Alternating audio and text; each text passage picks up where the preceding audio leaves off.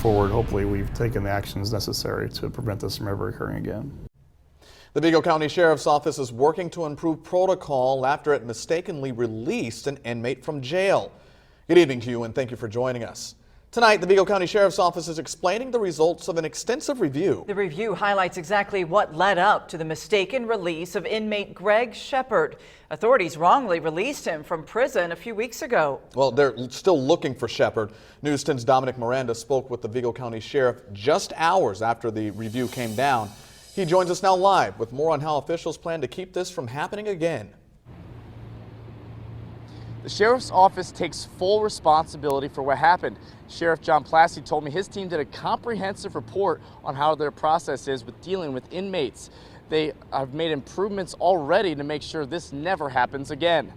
Sheriff Plasty says it all started when a worker didn't fill out a release form correctly. That mistake led to Greg Shepard being released from jail. Plasty says things are in place to keep that from happening now. Inmates' information will now go through a second and third layer of approval in their system. First, they will compare the paperwork filled out after the inmate's court date with their online records to make sure it is the same.